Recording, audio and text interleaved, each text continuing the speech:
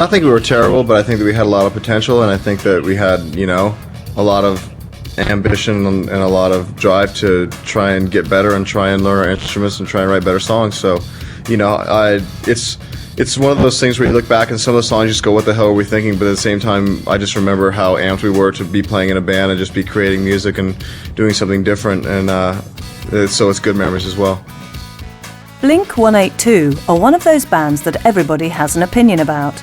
You either love them or hate them. Their songs are incredibly catchy and infectious, with melodies, riffs and choruses which are at once deceptively complex and yet so brazenly dumb and obvious that they border on genius. This is a band that will never use subtlety when a sledgehammer hook will do, who are religiously dedicated to the use and abuse of just 3 major chords on the guitar, preferably played at 90 miles an hour, in their pursuit of tuneful, concise punk rock thrills. Not only are they a joyously throwaway guitar band whose songs you just can't get out of your head, they are one that rejoices in lyrics that deal almost exclusively with girls, parties, girls, bodily functions, girls at parties, girls' bodily functions at parties, and girls, in that order. Oh, and why parents and adult authority figures all suck, big time. All these deep lyrical meditations are sung in gleefully whiny nasal harmonies and liberally laced with a broad, self-deprecating sense of humour. Self-confessed geeks and nerds who nevertheless have a frat boy attitude to life, they love porn, encourage girls to get naked at their gigs and strip off themselves at every opportunity. Radiohead, they ain't. But dig a little deeper below the surface shallowness and you'll find another side to Blink-182. This is the band who colour-coded the joke songs on one album to differentiate them from the serious tunes, which formed the overwhelming majority. While still gleefully fast-paced and addictive, these songs deal with the full range of human emotions: love, lust, guilt, sadness, bereavement, despair, insecurity, anger, alienation, and so on. This is a band with a deep sympathy for the outcast and the outsider, who well into their 20s are still unravelling the inner turmoil of high school and growing up on behalf of their mostly teenage audience. This is the band whose drummer was for a long time straight edge, because he connected alcohol to violence and couldn't condone anything that promoted aggression. As songwriters, they use humour and pathos to overcome their own sense of self-doubt, without ever descending into the trap of taking themselves too seriously or thinking that they're different from anyone else. Formed in San Diego, California in the early 90s, Blink-182 emerged from the SoCal punk scene that was itself founded on the hardcore ethos of the 1980s, one that put tolerance, fairness, equality and independence way ahead of making money, acquiring fame or scoring chicks. When slightly older bands like Green Day and The Offspring broke through in the mid-90s, mixing aggressive, mosh pit-friendly guitar rock with catchy tunes, clean production and accessible lyrics, they created a space where a band like Blink-182 could flourish. Their playing, writing and performing skills, honed by years of non-stop touring and releasing records on a series of independent labels, Blink's 1999 major label debut, Enema of the State, was the success story of the year. Hit singles What's My Age Again and All the Small Things caught the mood of the bored and horny teenagers everywhere, and you show me a teenager who isn't bored and horny, whether they were party animals or couldn't talk to the opposite sex for the life of them. Suddenly, Blink-182 were never off of MTV or drive-time radio, their skinny, pasty white chests exposed to you everywhere you looked. Singer-guitarist Tom DeLonge, bass player Mark Hoppus and drummer Travis Barker, who joined in 1998, replacing original drummer Scott Rayner, were voted Best New Band at the 2000 Blockbuster Awards. Not bad after nearly a decade in the business. They had certainly surpassed all of their expectations, easily outstripping the success of their original heroes, cult punk groups such as The Descendants and Bad Religion. There was no question that Blink-182 had made it. But where were they going to go from here? Everyone's saying that to us, but we're still the same guys we've always been. There's a lot of different stuff. There's a song on the record that's all acoustic. There's a song on the record that it sounds like an 80s pop song. There's a song on the record where Travis recorded his drums like an industrial song. There's a lot of different stuff going on. As Blockbuster's favourite new group coasted into the 21st century on the success of Enema of the State, their fourth LP, they watched with mixed feelings as their back catalogue was re-released and repackaged for a new generation of fans who had latched on to Enema's hit singles, What's My Age Again and All the Small Things. Buddha, Dude Ranch and Cheshire Cat, from 1994, 1995 and 1997 respectively, were all now available in your local high street megastore in shiny CD editions, long after their original cassette and vinyl releases, where they struggled for distribution. While Blink-182 were obviously glad of their newfound popularity, there was something irksome about having their early growing pains made public in this way. These old records were in many cases promoted as brand new releases from the kings of novelty new punk, and so Blink found themselves in the odd position of having to compete with themselves for sales. Also, by comparison with the glossily produced and expertly played Enema of the State, some of the tracks on the earlier albums sounded distinctly amateurish and half-baked, first fumblings towards their current sound that the band now regarded with a mixture of affection and embarrassment. If all the people who bought the re-releases had bought them when they came out, the Blink members could have quit their much-loathed day jobs a whole lot earlier. But they hoped that all these new fans wouldn't be put off the band by what seemed like a drop in quality when they went back to the mid-90s albums after Enema.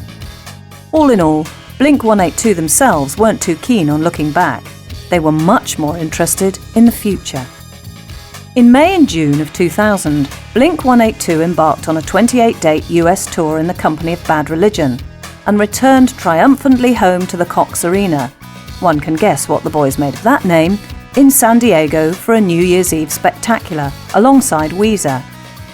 The band also found time to set up their own e-commerce site on the internet at www.loserkids.com. Originally designed just to sell skatewear, the site soon expanded to include all manner of related clothing, merchandise and cool stuff, and was further proof that behind the disorderly and carefree facade of the band, there lurked three keen entrepreneurial business minds, consolidating their gains and planning the future to their best advantage. Their parents must have been very proud of them. The truth of the matter was that Blink-182 had finally found themselves to be the right band at just the right time. This was definitely their moment, as popular culture fell briefly but completely in step with their own smutty, joyously adolescent mindset. The runaway success of the film American Pie, in which Blink-182 actually made a cameo appearance, as well as contributing to the soundtrack with a host of other like-minded groups, was one indicator of the way the wind was blowing. Suddenly, Hollywood was churning out more dumb, gross-out teenage sex comedies than at any time since the early 80s glory days of the Porky's films.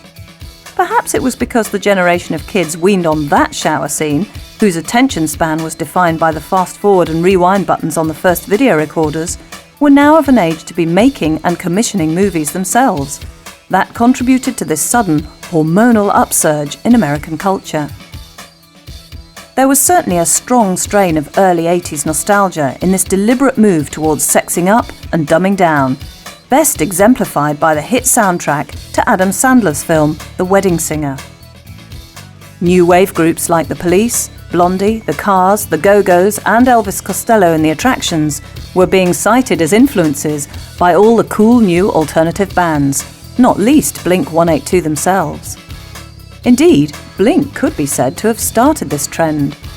After all, if grunge was punk revisited, with Nirvana and Pearl Jam the short-lived Sex Pistols and the worthy die-hard Clash of a new generation, respectively, then bands like Blink-182, Green Day and The Offspring, who followed immediately after, were surely the new wave, more radio-friendly, less arty, serious and abrasive than their groundbreaking forerunners.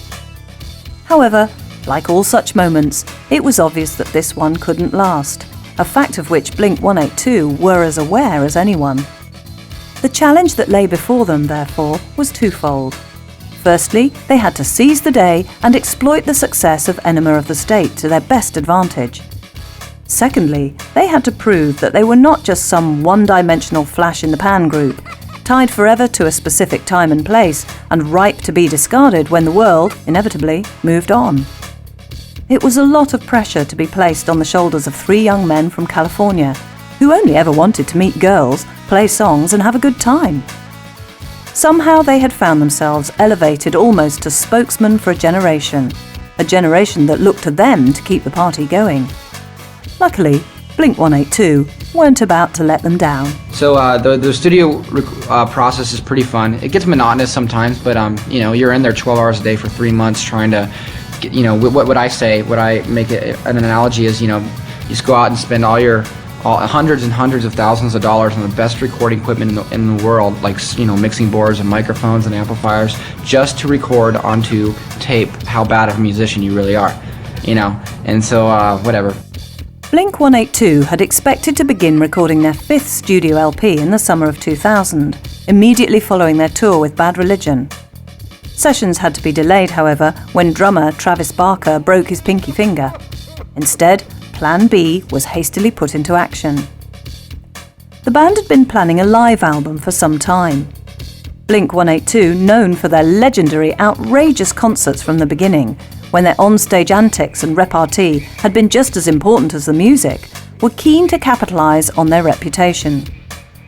Ironically, the quality of their live show was one of the reasons that it took so long for Blink-182 to get signed, as many record companies felt that the brilliant mayhem of the gigs just couldn't be adequately translated onto vinyl or CD. As Blink-182's songwriting improved, however, so did their musical chops, helped in no small part by their dedication to constant touring. From their first self-financed jaunts across the country, crammed into a tiny van and reliant on sick days from work, to the cooperative punk package tours, which took them outside America for the first time, Blink-182 had honed their live performances to a fine edge, retaining the gleeful anarchy expected of them, but augmenting it with a polished musical professionalism.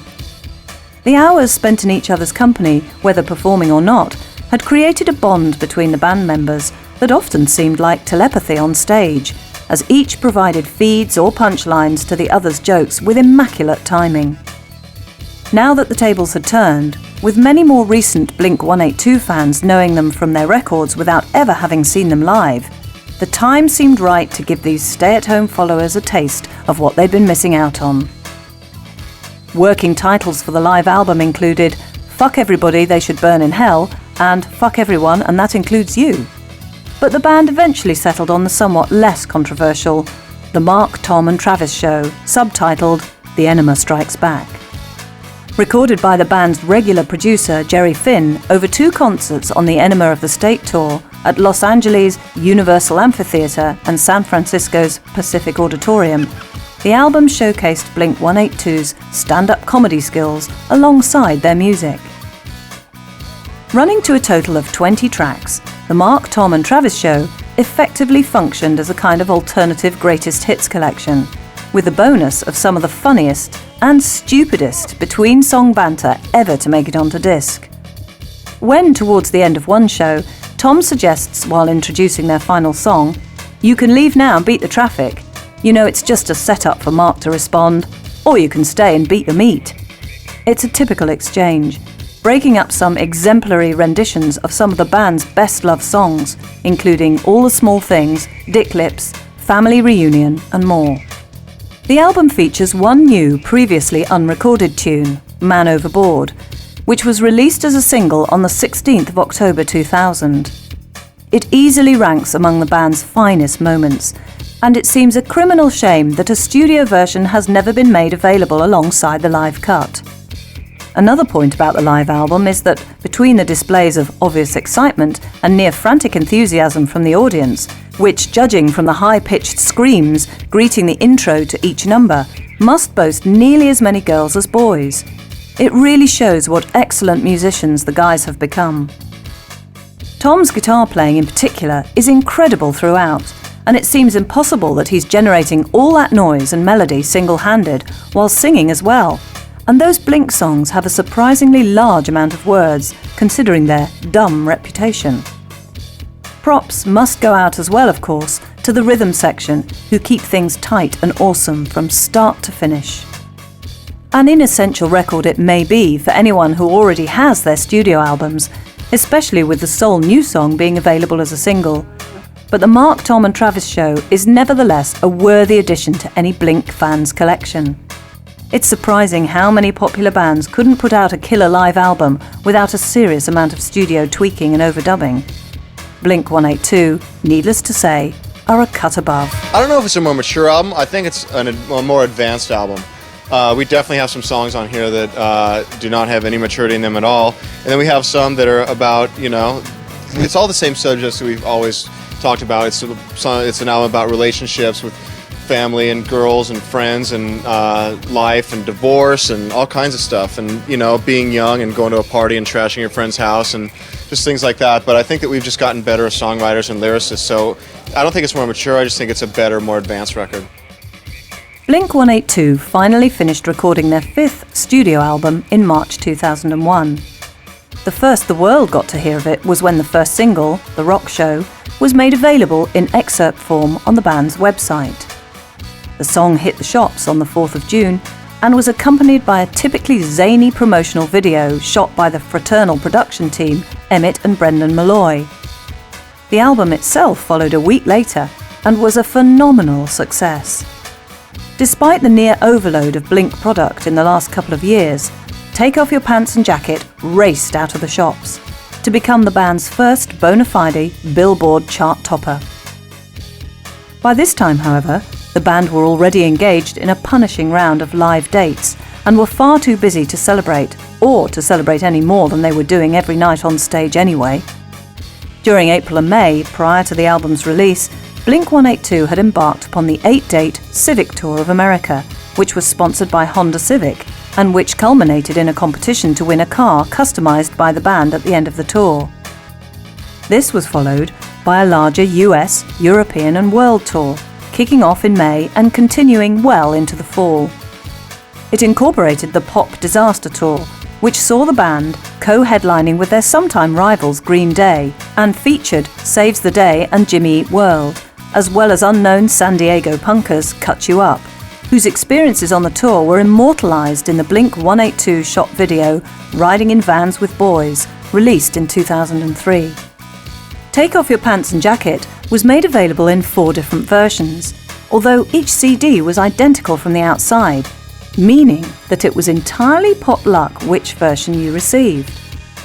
Whether the album's huge sales were in any way due to the completist Blink fans buying more and more copies until they eventually had one of each version is unknown.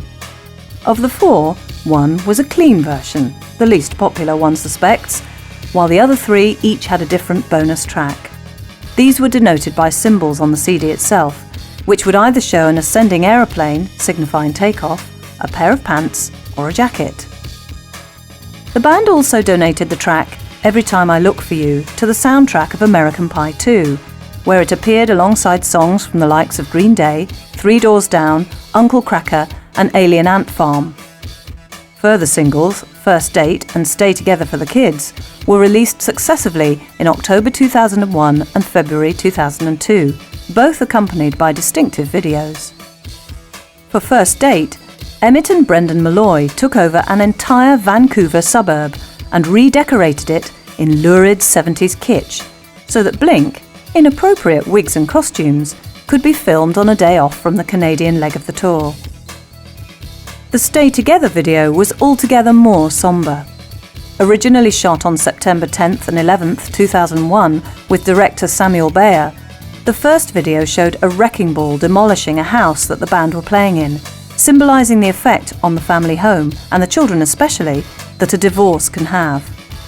When the tragic events of that day in history became clear, however, it was apparent that, however appropriate the video was to the sentiments of the song, it would be inappropriate to release it at such a time. Accordingly, the single's release was delayed while a new video was shot. Ironically, the one Blink video that wasn't intended to be in bad taste was the one that they were forced to reconsider. As a stopgap between the 2 singles, Blink 182 also released a new version of their anti-Christmas anthem, I Won't Be Home for Christmas.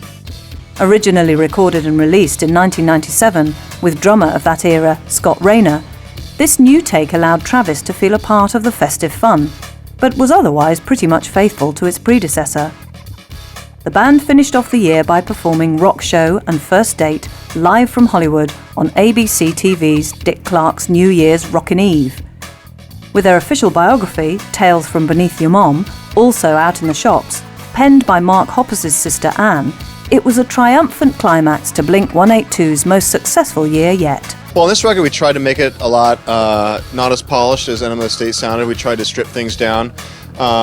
We wrote it pretty much the exact same way. We went into a practice studio, wrote the record in 3 weeks, and then recorded it over the next 3 months.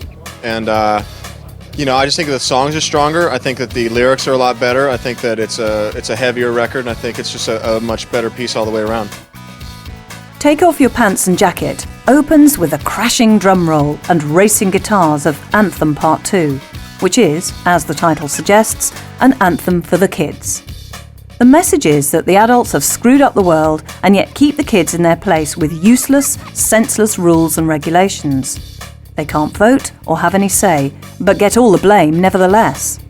We never wanted to be abused. If we're fucked up, you're to blame.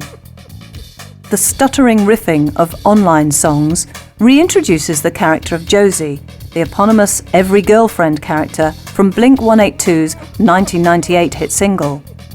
The band insists that Josie was just the name of a neighbour's dog, as was Blink, incidentally, and that she in no way refers to a real person. Nevertheless, the recurrence of her name gives Blink fans a reassuring sense of continuity and empathy. Just as many of their songs seem to be sung from the perspective of the same nervous, terminally insecure yet hormonally charged and frustrated adolescent male, so the idea that the same female characters reoccur gives a pleasing soap opera feeling to much of the band's work. In this episode, they've broken up, but he still sees her screen name online on the internet, talking about personal stuff that causes him pain. The single First Date is a picture of that most harrowing and potentially memorable teenage experience, the first date of the title. Expectation, terror, cynicism, innocence, insecurity, love and lust all put in an appearance, as one would expect from Blink-182's nervous, nervy every guy. Given his past record, however, the experience is neither as embarrassing nor as sordid as it could well have been, with the chorus finally expressing the romantic hope that the night will never end.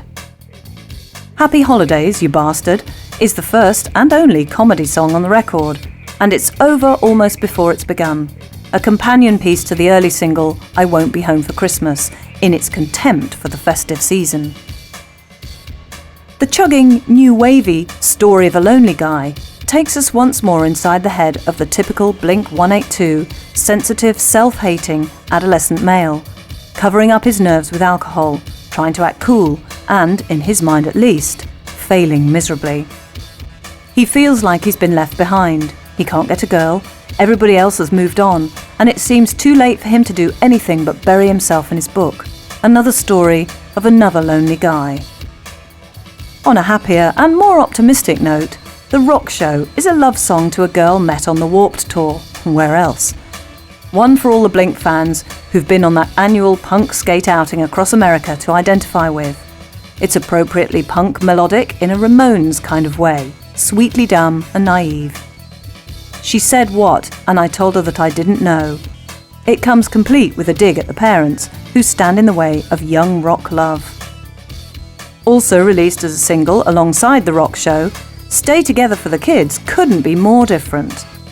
Alternating between picked semi-acoustic guitar on the verse and abrasive walls of distorted noise on the choruses, it accurately conveys the conflicting moods of sadness, anger, and confusion of the lyrics.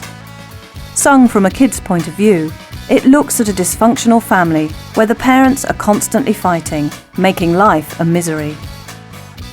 The idea of staying together for the kids is a joke, because in fact the kids would probably be a lot better off if they just called it a day and agreed to live apart in peace. Roller Coaster bids a fond farewell to a girl who was the narrator's favourite ride and who made him promise never to tell, ignoring him when they met in class and so on. Reckless Abandon muses on the notion that everyone would rather have one great summer of getting wasted, acting irresponsibly and having a mad time than one of working hard, getting good grades and studying for your future, but that you always have to pay, and chances are that reckless abandon will leave you with scars one way or another. Perhaps too this is Blink-182 regretting the way they encouraged millions of young impressionable listeners to behave in this way, and perhaps ruin their lives for good. Every Time I Look For You is another end-of-the-relationship, regretful love song, while Give Me One Good Reason is a celebration of the generation gap. Blink say, leave the punk kids alone because they rule. On similar lines, Shut Up is about a kid who's had enough of his parents nagging on at him and who decides to run away, while Please Take Me Home is about the delicate transition from friendship to love and what's lost as well as gained. Despite its title then, Take Off Your Pants and Jacket is Blink-182's most sensitive album yet. Their concerns are still resolutely adolescent, but the emphasis is on emotions rather than sex. The characters introverted rather than extroverted, more likely to be found reading a book on their own than getting drunk at a party. It's a side to Blink-182 that had always been there, but which had previously been overlooked when their more boisterous tendencies had demanded all the attention. On this album, Blink were not only taking their clothes off, they were gradually removing their masks as well, to reveal the true feelings lurking beneath. When I got up in front of a bunch of people and said I wanted to have sex with a 9-year-old, I thought that was funny until... A lot of people don't think that kind of humor is funny. Yeah, I mean, of course I don't really want to have sex with a 9-year-old, but the idea of saying that in front of, 4,000 people seems funny to me, and I said it, and I think there were some parents that brought their kids that, weren't too happy. With Take Off Your Pants and Jacket, Blink-182 became more successful than ever. However, this also meant that their media image, as people, artists and musicians, had become even more rigidly defined in the public eye. The more famous the band got, the more people thought they knew what to expect from them, and the greater the pressure from their record company, from their fans, and to an extent from their own minds to continue to conform to those expectations. The people want more of the same, came the voices. Give them what they want. While there was truth in both these statements, they also tended to oversimplify the case somewhat. People don't necessarily want more of the same. In fact, they can quickly become bored if an artist or group just seems to be churning out endless rehashes of their best-known work. It's easy to say that because they like this, we should carry on doing this rather than run the risk of doing something else that they might not like. But it is the business of artists, almost by definition, to take those risks, to trust their instincts. The greatest artists, after all, have not given the public what they wanted, but what they needed. And the most successful artists have given people something that they never knew they wanted until they were presented with it. Afterwards, of course, in the hands of the imitators, it becomes formula. But the true greats are originals and innovators. Blink-182, even more than most bands, were in grave danger of being reduced to a media cartoon. Of course, this was partly their own doing. Their image as sex and toilet humour-obsessed goofy adolescents, perpetual outcasts and losers, was carefully contrived by the band themselves, and remained despite the fact that all three members were now well into their 20s, hard-working millionaire businessmen and musicians responsible for families of their own. But however much they'd instigated it, Blink-182 now felt trapped by this stereotype. They didn't want to disown it entirely, as it still represented at least one side of their personalities, but they wanted to show that there was more to them than the wacky characters cavorting around in their videos. Drummer Travis Barker in particular felt the need for another creative outlet. Having only joined Blink-182 once they'd already become reasonably successful, the childish humour and melodic one-dimensional punk sound that they'd made their own was not something that he felt necessarily represented him as a person. A long-term friend of the band from the San Diego area, he had nevertheless grown up in a significantly different environment from either Tom or Mark. For him, punk rock had always been a serious business. Just as playing the drums was the thing that diverted him from the life of crime, drugs and despair that swallowed many of his peers, so the music and hardcore ethos of the bands like Black Flag, Fugazi and the Minutemen had helped him form his own ideology, one significantly opposed to the mainstream cultural values of greed, aggression, mindless escapism, and unquestioning apathy. Boxcar Racer then began as Travis's side project, a way to experiment musically with different forms and rhythms, and an expression of solidarity with the bands that had inspired him, bands that had never had anything like the commercial success which Blink-182 had enjoyed. Teaming up with Dave Kennedy, a guitarist in an obscure Californian punk band called Over My Dead Body, and bass player Anthony Celestino, he began assembling tracks like musical collages as a nod to his love of contemporary hip-hop. The raw material, meanwhile, drew on the sonic rage and unfettered creativity of Fugazi, Quicksand, Refused, and the Minutemen, bands whose music was as uncompromising as their politics, and who drew on everything from punk and heavy metal to jazz, folk, reggae, and progressive rock in order to get their point across. At the same time, however, Tom DeLonge was also keen to work on a solo project, away from the Blink-182 spotlight. He envisaged a stark album of acoustic punk folk songs, somewhat in the vein of cult artists like The Violent Femme and Dashboard Confessional. He had several tracks ready to go when he got wind of Travis's project. Each liked what the other was doing and felt perhaps that they'd gone as far as they could on their own. So they decided to join forces, and Boxcar Racer was born. Accompanied by Roger Manning, formerly of Jellyfish, on keyboards, Boxcar Racer released their self-titled debut album in May 2002. True to the band's word, it sounded nothing like Blink-182. The first sound on the record is of a slightly discordant, semi-classical piano motif, soon joined by plucked acoustic guitar, as if to say, listen up kids, this is art. Even when the down-tuned, distorted electric guitars, bass and drums kick in, as they quickly do, this is rock that owes more to the heavy likes of Soundgarden or Alice in Chains than Blink-182's poppy peers. A crashing, wave-like riff is built up only to drop away to the acoustic guitar for the verse, before building back up again to the chorus. There are echoes of Radiohead's Creep, both musically and lyrically, as over a clipped staccato guitar chop, Tom, referred to as Thomas throughout, incidentally, intones, "I wish I was brave, I wish I was stronger," before the chorus explodes into a chant of "Let's start over." While the song as a whole suggests the punk rock guilt syndrome of perceived, undeserved success and inner shallowness, the hook line also says, forget Blink-182, forget everything that you think you know. This is a new band. This is something completely different. All Systems Go uses similar quiet, loud dynamics to underline a call to arms, a call to follow the age-old punk ideal of changing the world for the better. After I Feel So's defeatism, lyrics like, I left my fear behind me, the government is lying, the youth they won't believe them, we can't go wrong, speak up now, are welcome in their inspirational directness and righteous anger. Watch the World mixes this idealism and desire to change things with a sense of regret for all those things we thought of but didn't ever do.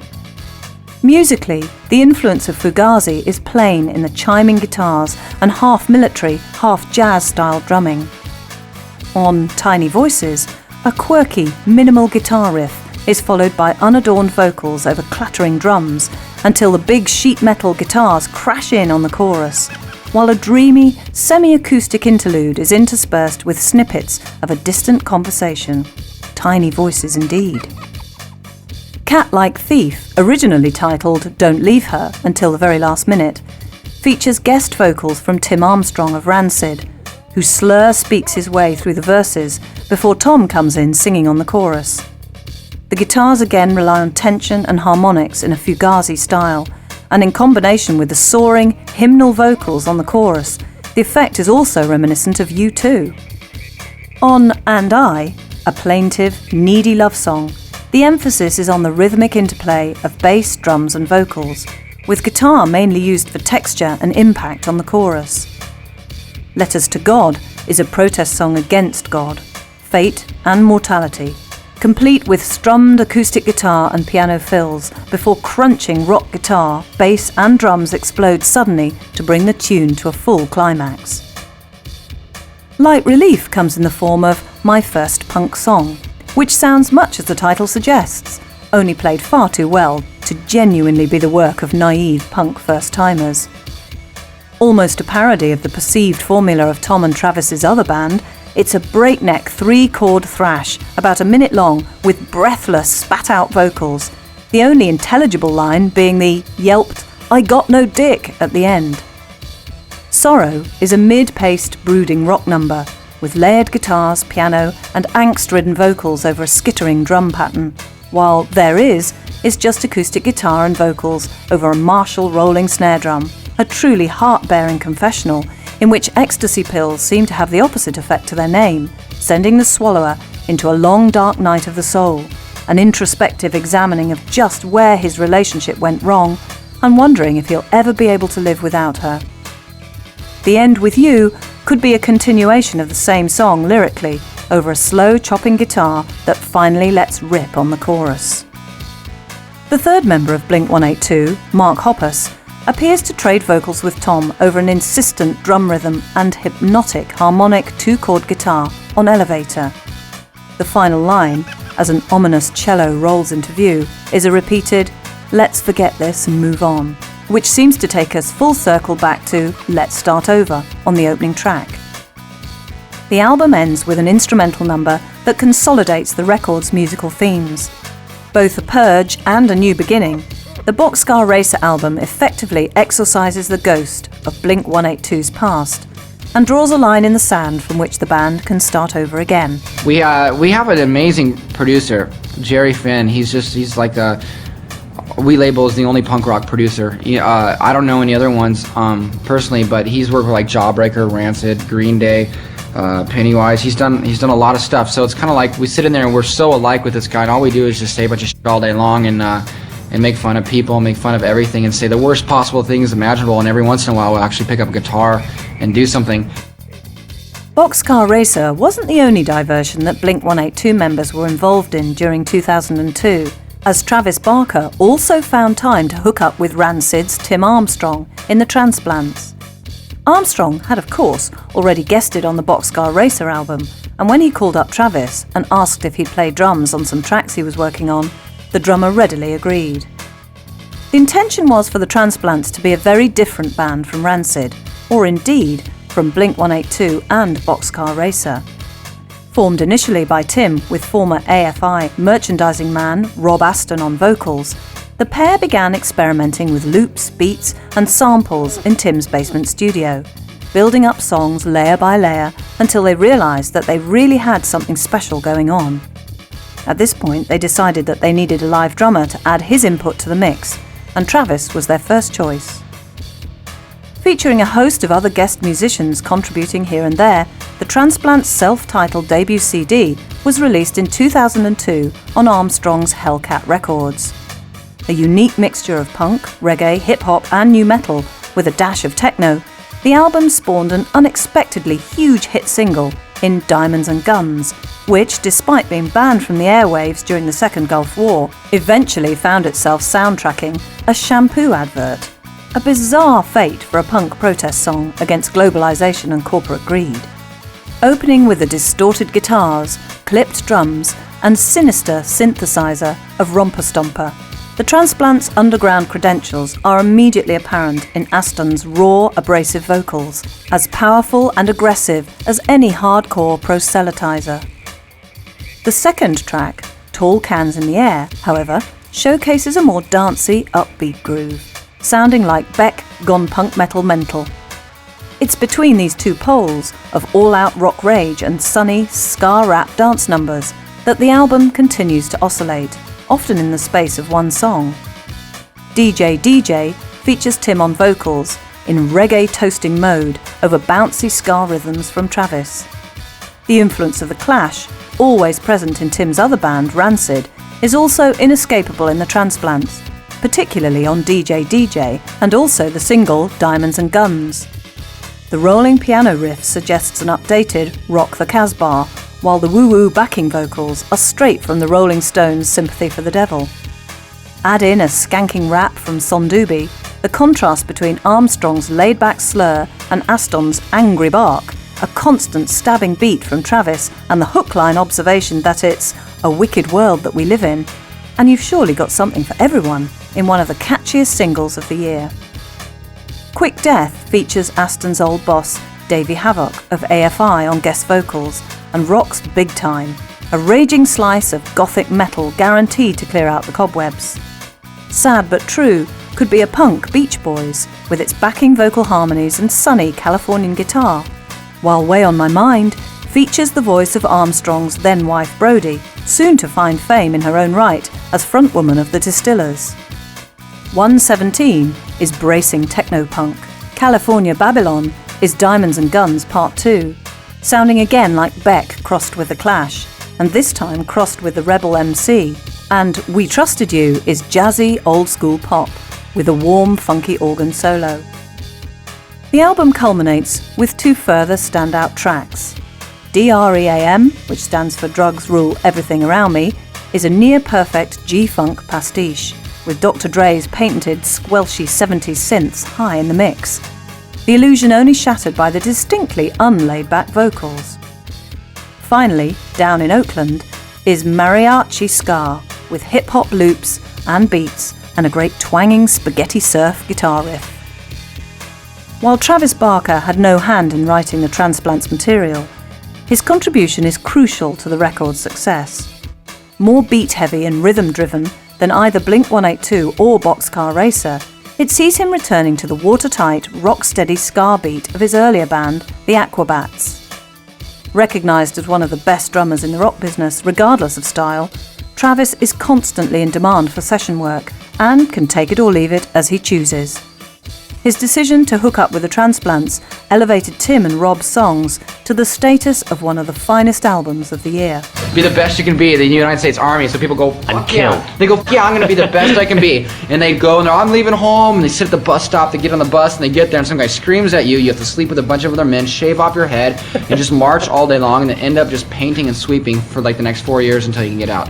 That's the Army. Every once in a while, though, you can turn into like the guy that goes around and professionally kills people, but, you know. The signs were all there. Blink-182 were growing up. Tom DeLonge became a father on the 15th of July 2002, when his wife Jennifer gave birth to their baby, Ava Elizabeth. The band also made their peace with authority enough to go out and play shows for US troops involved in the invasion of Iraq in Bahrain and Kuwait. We don't really get involved in the whole political side of things, whether or not we should have gone to war, Mark Hoppus stated on the band's website. We're going over there because these guys are putting their lives on the line. Hoppus's military family background, his father was a high-tech weapons designer for the US Navy, may well have informed his patriotism and sense of empathy for the soldiers. The band donated a signed guitar to an American submarine commander in the Gulf and incorporated their performances in front of a backdrop of the American flag into the video for their first single in nearly 2 years, Feeling This. It was a far cry from streaking naked through the suburbs and cavorting with porn stars, and the message seemed clear. Blink-182 were now responsible, God-fearing, all-American youngsters. Their tattoos and buzz cuts, when seen in a military context, no longer images of rebellion, but of strength and discipline. There was still time for fun and games, though. In November 2001, the band shot a sketch for the Fox network's Mad TV show, a parody of 1950s American sitcom Leave It to Beaver. Leave It to Blink-182 found the boys playing up to their image, but trapped in the straight-laced suburban Cleaver family home, familiar to generations of TV viewers.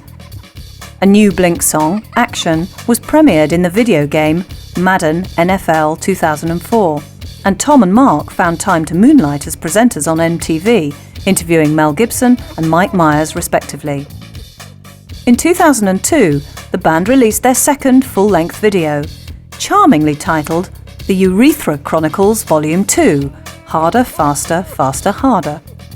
This featured a documentary film on the making of Take Off Your Pants and Jacket, plus concert footage and the videos for all 3 singles from the album, including both versions of Stay Together for the Kids. This formed a follow-up to the Urethra Chronicles Volume 1 from 1999, which had featured a fly-on-the-wall documentary of the band on tour, as well as videos from the Enema and Dude Ranch albums. Blink finally announced their full-on return as a band with November 2003's Dollar Bill Tour. This was a series of 10 small club dates across America, tickets for which cost only $1 each. Initial batches obviously sold out in a matter of minutes, but a certain quantity were held back to be made available through local outlets nearer the date of the performance. For these shows, a thank you gesture to their fans, the band were billed as Blink-182 sponsored by Blink-182, an ironic acknowledgement of the fact that they were known and often derided for their open use of corporate sponsorship on their tours, as well as in their choice of clothes, musical instruments, and product endorsements. It was also a way of pointing out that they were paying for these intimate shows out of their own pockets. A full-scale world tour followed early in 2004, with the European leg kicking off at London's Wembley Arena on February the 6th, a true indicator of the size of venue that Blink were now capable of filling. The Dollar Bill Tour was also an all-ages tour, which, combined with the low ticket prices, meant that young kids could see Blink-182 for the first time in a small-scale environment. Support came from Southern rapper Bubba Sparxxx and the Kinnison, acts themselves capable of charging over $20 a ticket. However, while Blink was setting up this act of generosity, they were hit with a lawsuit from former roadie Larry Palm, who claimed that he'd come up with the album title Take Off Your Pants and Jacket and had been promised some financial payment as a result, which he never received. In June 2003, he sued Blink-182 for a breach of oral and/or implied contract, promissory estoppels, fraud, and unjust enrichment.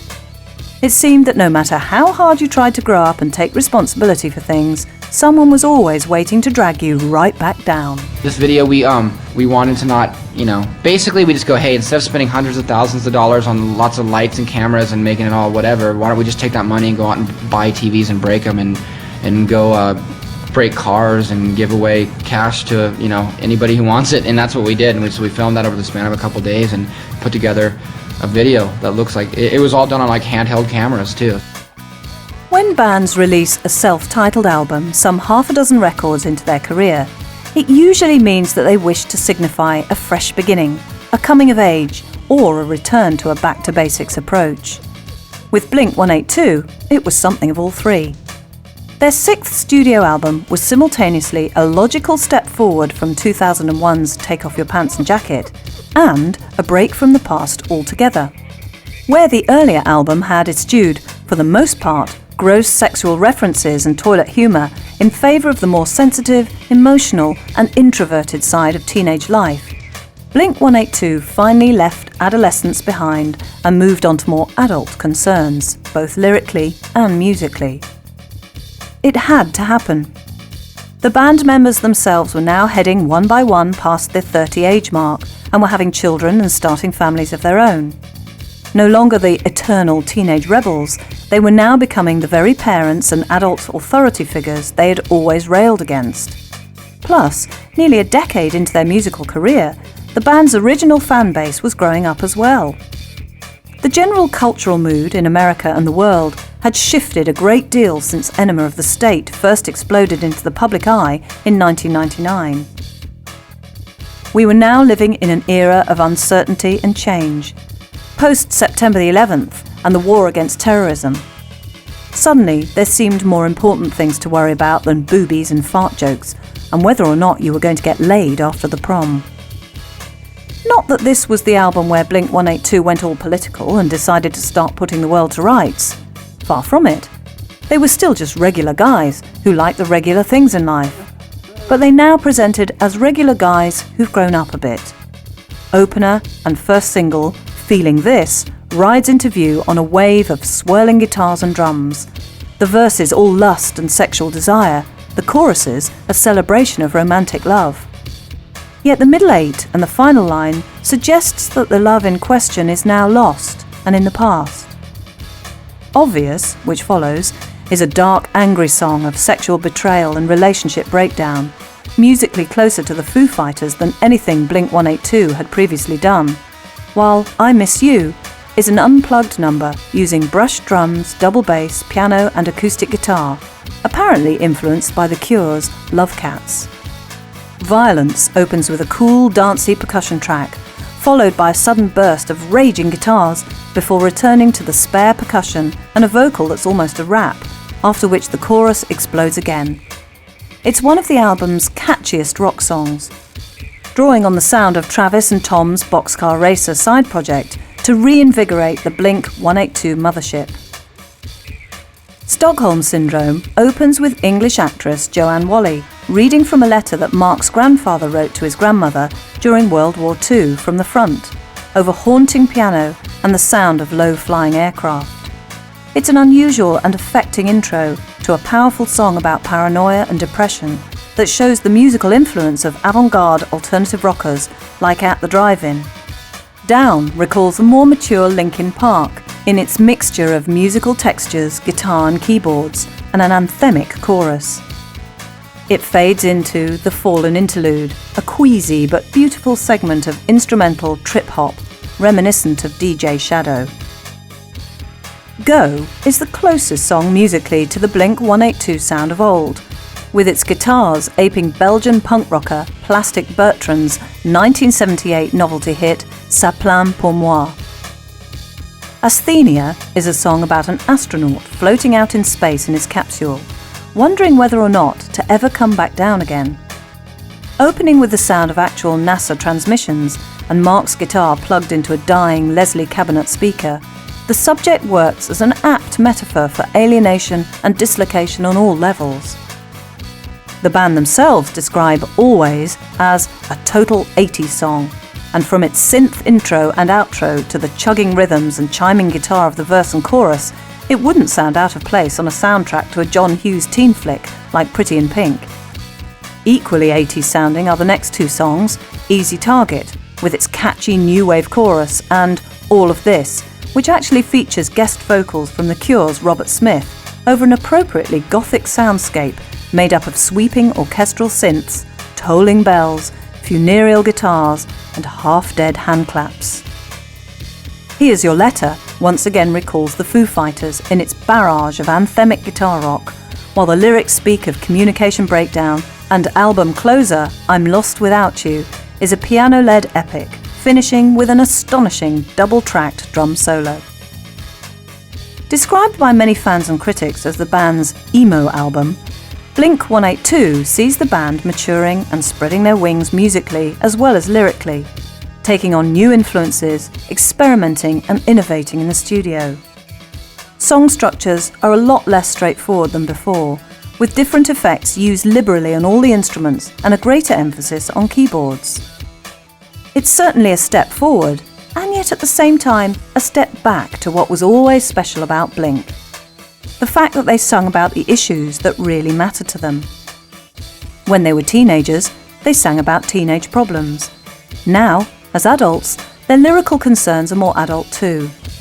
The musical setting reflects this more complex worldview, and all that remains to be seen is whether the fans can keep up with the band's changing pace. On Dude Ranch, we used a song called Degenerate that we'd written in the very beginning of our band, and we've gone back and used some different material. And the real reason why is because about this time in our career, we started running out of guitar riffs and like ideas, you know. And so we started pulling out of like the archives, got all these like songs. Well, maybe if we just like change the riff a little bit, no one will notice, you know. A year is a long time in pop music. When Blink-182 took 12 months off between Take Off Your Pants and Jacket and Blink-182 in order to pursue other projects, they could hardly expect the world to stand still and wait for them to return. In fact, as nature abhors a vacuum, a host of new pop-punk bands sprang up in their absence, all of them obviously modelled on the Blink-182 hit formula. Sum 41, Good Charlotte, Bowling for Soup. It's debatable whether any of these bands would have happened if Blink-182 hadn't shown them the way. Even chart-topping UK boy band Busted owes something to the Blink-182 tradition of fast-paced, melodic rock songs about getting dumped by a girl at the school prom. Blink-182's response to these competitors, however, was admirable. They raised their game to the next level, moving on and leaving them behind in the dust, looking like yesterday's news. Returning on their 6th album, Blink refused the easy option of rehashing past glories, letting the younger bands do that for them. Instead, they made what could be mistaken for the cool debut album of a brand new band, were it not for the obvious confidence and expertise of the playing and songwriting, born of years on the road and in the studio. It remains to be seen whether the new Blink-182 will go on to ever greater heights of success, although they certainly deserve to. It would be a shame if this bold change in musical direction lost them the support of their old fans rather than gaining them new ones. And yet it's plain that by standing still they would have done themselves no favours either, and that letting time simply pass them by was not an option. Blink-182 have stayed true to themselves and have allowed the music to grow up as they have, which is the most courageous and punk rock thing that they could possibly do. While their critics may be itching for the chance to write them off, it looks as if, for Blink-182, a new chapter is just beginning.